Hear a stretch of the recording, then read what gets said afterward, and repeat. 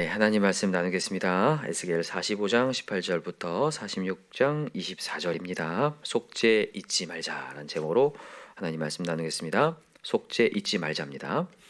우리는 어제 하나님께서 인생에 대한 재정비를 하고 있는 것을 우리가 함께 나누었습니다. 우리가 왕인 것처럼 살았지만 이제는 왕으로서 실패를 거듭하고 하나님이 다시 한번 우리에게 찾아오셨어요. 그리고 재정비를 하는데 우리 인생 중심에 하나님 뭘 세우죠? 성전을 세웁니다. 그죠? 성전을 세우고 우리가 어떤 인생 살기 원하시냐면 예배 세우는 인생 살기 원하셔요. 맞습니까? 그래서 군주의 본분은 뭐냐면 제사의 도움이 예배의 도우미가 되어야 된다라는 것으로 어제 말씀을 함께 나누었습니다. 이제 오늘까지 이 어떤 메시지가 이제 계속 진행되냐면 예배 세우는 것에 대한 얘기를 계속 진행시켜요. 그래서 제사 제도에 대해서 쭉 설명을 막 계속합니다. 근데 이제 우리의 궁금증이 생기는 게 뭐냐면 제사 제도는 레위기 또 모세 오경에 이제 쭉 나오는데 제사 제도를 통하여서 사실 이스라엘 백성들은 실패했잖아요. 근데 이 실패한 제도를 왜 다시 한번 하나님께서는 말씀하실까? 사실 이 에스겔 36장에 보면 하나님께서 새 마음을 주고 새 언약 주고 또 새 것을 주어서 이제 완전히 우리를 새롭게 하셨기 때문에 뭔가 새로운 것을 주셔야 되는데 왜 또 이렇게 제사제도 아까 전에 읽으면서도 읽기도 어려워요. 그냥 하도 막 여러 가지 많이 나오니까 그죠? 소재부터 시작해가지고 그냥 지킬 게 너무 많잖아요. 이 메시지를 왜 하나님은 또다시 얘기하시는 걸까?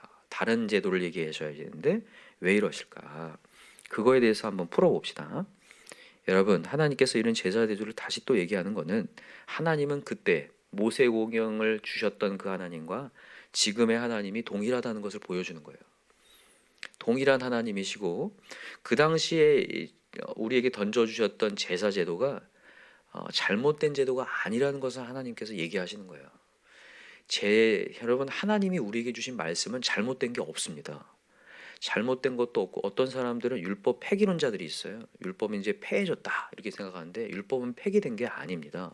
폐기된 게 아니라 예수님을 통해서 완성이 되어 가는 거지 폐기된 게 절대 아니라는 거예요. 중요한 게 뭐냐면 그 제사 제도를 주신 이유를 정확히 알아야 되는 게 중요한 거죠. 여러분, 오늘도 이제 하나님께서 얘기하시지만 여러분 제사 제도의 핵심이 뭐냐면 속죄입니다. 속죄를 위하여 하나님께서 제사 제도를 만드신 거예요. 와, 우리가 불완전함을 깨닫고 과오를 깨닫고 우리의 부족을 시인하면서 완전하신 하나님께 나오라고 하는 게 제사 제도거든요. 근데 어느 순간 되니까 이스라엘 백성들이 이 제사가 속죄의 제사인 것은 까먹고 그냥 제사를 드리는 행위에만 있는 거예요. 그게 문제가 되어서 이스라엘이 멸망으로 치닫는 거거든요. 오직 속죄는 하나님만이 하신다라는 걸 깨닫는 게 제사 제도라는 거예요. 여러분과 제가 오늘도 이 예배에 진정 중요한 건 뭐냐면 예배의 행위보다 더 중요한 게 나를 사할 수 있는 분, 나의 부족을 다시 한번 채우실 수 있는 분은 하나님이시다를 고백하는 것이 진정 중요하다는 거죠. 그래서 예수님께서 이 땅에 오셔서 뭐 하셨냐면 나는 긍휼을 원하고 뭘 원치 않는다? 제사를 원치 않는다. 제사 제도를 원하는 게 아니라 긍휼을 원한다. 여러분, 누군가를 우리가 긍휼을 여길 수 있으려면 내가 하나님으로부터 긍휼 받은 자라는 것을 깨달아야 되거든요. 내가 속죄 받아야 할 존재라는 것을 깨달아야 누군가를 긍휼히 여겨요. 근데 어느 순간부터인가 내가 꼭 속죄를 받아야 되나? 내 죄악이 보이지 않기 시작할 때 그때부터 이제 우리는 하나님에 대한 예배가 가치가 떨어지고 그냥 영혼 없는 예배를 드리는 거죠. 마음을 다한 예배가 아니라 육적인 예배만 드리고 있는 거죠. 그래서 하나님께서 결국에는 이스라엘을 멸망시켜서라도 다시 한번 깨닫게 해주시는 거예요. 이 제사의 제도는 속죄를 위한 것이다. 그래서 오늘 말씀의 제목이 속죄 뭐 하지 말라고요? 잊지 말라는 거예요. 여러분 예배 자리에 올 때도 이 속죄를 잊으시면 안 됩니다. 속죄를 하신 예수 그리스도를 잊으시면 안 돼요. 여러분 이 모든 이제 이 얘기가 다 끝나고 신약 시대로 넘어오면서 예수님을 보내신 이유도 똑같습니다. 왜 보내셨냐면 예수님이 무슨 어린 양이에요? 속죄 어린 양이거든요. 속죄의 어린 양이요. 우리를 사러 오신 분이라는 거예요. 그러니까 하나님의 목적은 뭐냐면 우리에게 모든 메시지를 통해서 너의 죄를 사할 수 있는 것은 나다. 여러분 아시겠지만 죄를 해결하지 못하면 우리는 절대로 하나님 만날 수 없습니다. 천국에 입성할 수 없고 우리는 그냥 영원한 죽음이거든요. 이 영원한 죽음에서 건질 수 있는 것은 예수님 한 분인데, 그것을 속죄를 통해서 나타난다는 거예요. 그래서 여러분과 제가 오늘도 속죄를 기억하시기 바랍니다. 이스라엘 백성들의 죄악을 우리 예레미야 메시지를 통해서 정확히 봤죠. 뭐예요? 두 가지 죄악이었습니다. 하나는 뭐였어요? 생수의 근원 대신 하나님 버린 것. 여러분, 생수의 근원이라는 게 뭔 말이냐면 속죄할 수 있는 정결하게 하는 셈, 그걸 버렸다는 거예요. 나를 진정 속죄할 수 있는 분은 하나님인데 그 하나님을 버리고 스스로 뭐 한 거예요? 웅덩이를 판 거예요. 스스로 속죄를 해보겠다라고 한 거예요. 스스로 살아보겠다고 한 거예요. 그게 하나님의 큰 죄악이었거든요. 여러분과 제가 하나님을 떠나서 뭔가를 해보려고 하는 거 가장 큰 죄악인데, 왜 그게 죄악이냐? 내 죄를 내가 스스로 사할 수 없기 때문에. 그래서 오늘도 여러분과 제가 해야 될 일은 주님 앞에 나와서 죄를 고백하는 것이다. 그래서 여러분 오늘 메시지를 통해서 보면요, 하나님이 얼마나 이 속죄에 대한 얘기를 계속 하시고 주님 앞에 죄악을 가지고 나와서 엎드리라는 얘기를 계속해요. 자, 보세요. 여기 이제 18절부터 한번 봅시다. 45장 18절 보니까 첫째 달 초하루에 흠없는 수송아지 한 마리를 가져다가 성소를 뭐하게 하고 정결하게 하되, 그 다음에 또 20절에 보니까 모든 과실범과 모르고 범죄한 자를 위하여 역시 그렇게 하여 성전을 뭐 할지니라? 속죄할지니라. 계속 속죄에 대한 얘기를 계속해요. 잊지 말라고 하는 거예요. 이게 보면요, 6월절 얘기하죠, 일곱째 달 얘기하죠, 15째 날 얘기하고, 안식일 날 얘기하고, 월삭에 얘기하고, 또 우리 이 46장 13절에 보면 매일 드리는 제사 얘기하고, 상번제 얘기하고, 계속 제사를 얘기하시면서 하나님이 뭐하게 하시냐면 기억하라는 거예요. 잊지 말라는 거예요. 너는 속죄 받아야 할 사람이다. 이걸 잊지 말라는 거예요. 여러분, 사단이 하는 역할이 뭔지 아세요? 우리 죄를 안 보이게 만드는 거예요. 내 죄악이 안 보이고요, 남의 들보를 보이게 만드는 게 사단의 역할이에요. 여러분과 제가 오늘도 은혜가 사라지는 순간 남이 보이거든요. 남의 들보가 이렇게 크게 보이고 나는 안 보여요. 이 남의 것이 들보같이 크게 보인다고요. 남은 튀고 내가 들보인데 크게 보이면서 이게 무너지거든요. 여러분, 가인이 하나님께 제사를 드릴 때 하나님 제사를 안 받죠.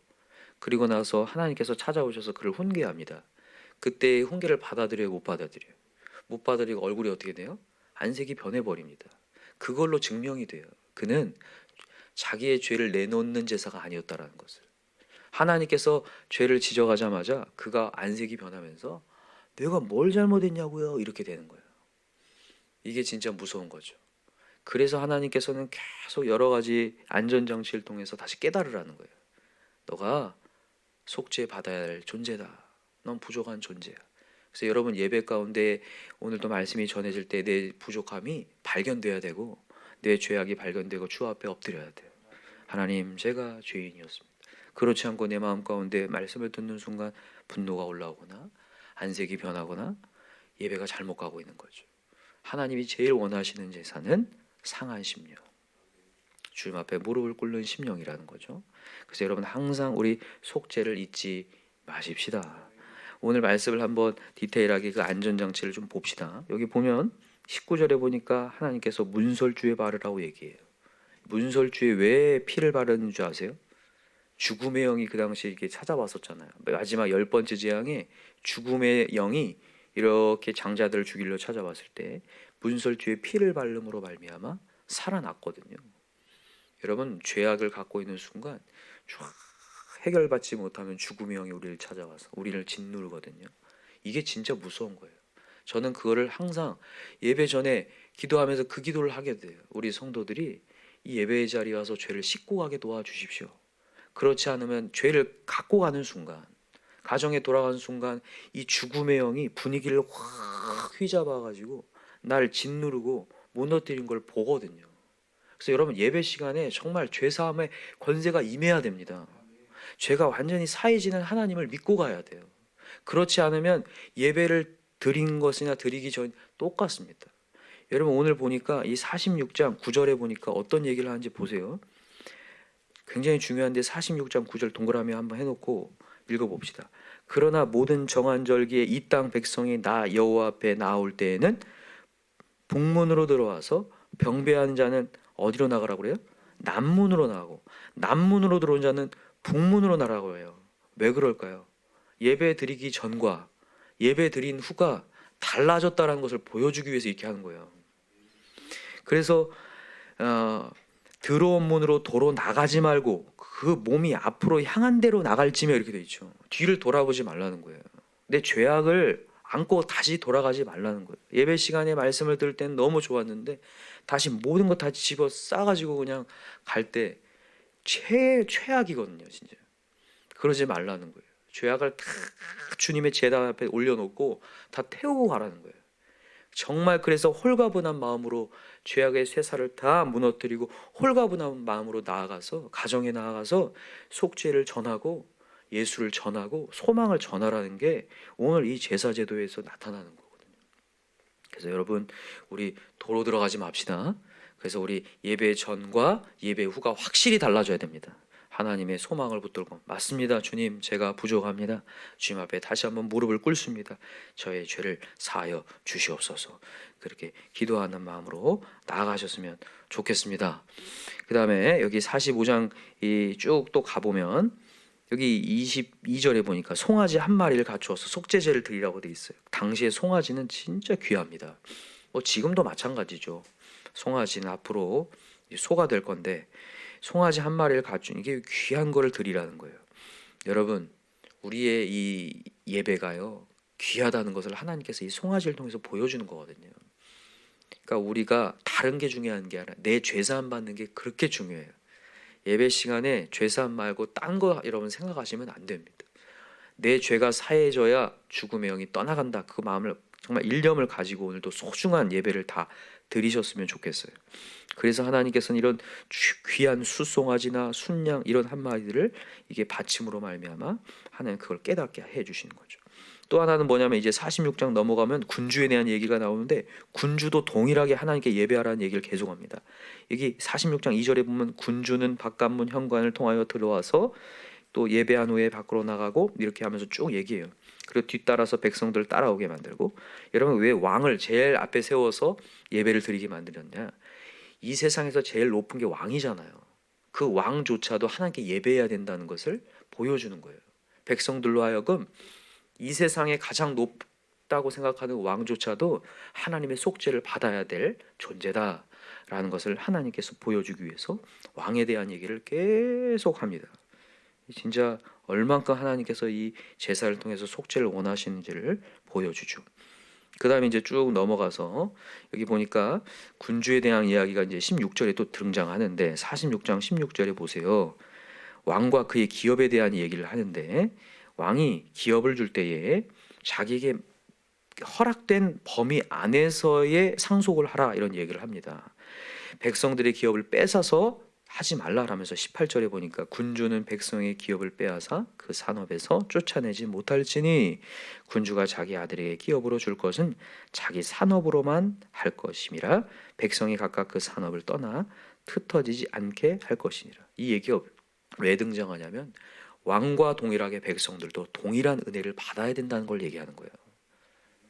이 제사제도는 하나님은 정말 평등한 것을 얘기합니다.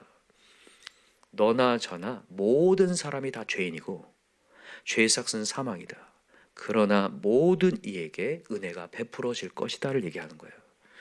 누군가 것을 자기의 임의대로 빼앗지 말라라는 거예요.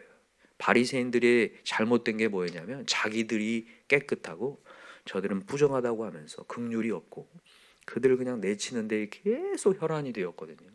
그게 아니라 우리 모두가 다 은혜를 받을 수 있다는 거죠. 그래서 여러분, 우리 은혜가 한쪽으로 쏠리지 않도록 우리 은혜를 전합시다. 지금 여러분들이 눈을 뜨고 봐야 됩니다. 이곳에 은혜가 없는 곳인가? 누군가와 대화하다 보면 은혜가 없는 영혼이 많거든요. 그래서 어떻게 해서라도 우리가 여기서 은혜를 막 충만히 공급받아다가 가서 은혜를 전달해주는 은혜의 전달자들 다 되셔야 돼요. 복음의 전달자들 다 되셔야 될 줄 믿습니다. 그 얘기를 이 메시지를 통해서 하고 있는 거예요. 마지막으로 19절부터는 이제 제사장에 대한 얘기를 하는데 성전 곁에 부엌을 만들어서 그 제물들 갖고 온 여기 양이나 소의 그 제물들을 희생 제물을 바칠 때에 그 부엌에서 할 수 있도록 성전 가까이다 부엌을 놓으라는 얘기를 해요. 무슨 얘기냐면 하나님의 예배와 속죄의 제사가 항상 준비되어 있을 수 있도록 하나님은 성전 곁에다가 이것을 놓으셨다는 거죠. 그러니까 하나님께서 얼마나 이 제사를 통해서 속죄를 원하시는가, 또 죄를 해결받고 살아야 된다를 얼마나 강조하시는가를 오늘 메시지를 통해서 다시 한번 보여주는 거예요. 여러분, 우리 다시 한번 명심합시다. 우리 죄를 다 내려놓읍시다. 주님 앞에 다 내려놓고 해결받고 홀가분한 마음으로 영혼을 살릴 수 있는 저와 여러분 되기를 간절히 기도합니다. 기도합시다. 이 시간에 간절히 기도할 때 오늘도 하나님은 우리에게 긍휼을 요구하십니다. 오늘도 하나님은 우리에게 우리의 죄를 다 내어놓고 고백하기를 원하십니다. 포장된 마음으로 남의 티끌 보는데, 남의 들보 보는 데에 혈안이 되어 있지 않게 하여 주시고, 내 안에 있는 들보를 보고 내 안에 죄악을 사할 수 있는 분은 주님이십니다. 주님께 토로할 때에 우리의 죄가 깨끗이 씻어지고 우리의 가정이 이제 죽음의 영이, 불순종의 영이 다 떠나가는 역사가 일어날 줄 믿습니다. 하나님은 얼마나 속죄를 원하시는지 이 하나님의 열심을 내 마음 가운데 품게 하여 주시옵시고, 예수의 어린 양의 피로 말미암아 깨끗함을 받고 다시 한번 시작할 수 있는 우리 가정이 되게 해달라고 이 시간 우리 주여 삼창 간절히 부르고 기도합시다. 주여 주여 주여. 하나님 아버지 감사합니다. 오늘도 하나님은 열정과 열심을 다하여서 우리에게 말씀하여 주십니다. 내가 이 땅에 온 이유는 너의 죄를 사하러 왔다 말씀하여 주시는데, 오늘도 하나님 우리가 죄를 머금고 살지 않게 하여 주시옵시고, 혹시라도 나의 마음 가운데 어려운 마음들이 있다면, 하나님 내 마음 가운데 악독과 시기와 분노가 존재하고 있다면 오늘 이 시간에 다 내어놓습니다. 오늘도 죄를 머금고 가지 않게 하여 주시옵소서. 하나님 오늘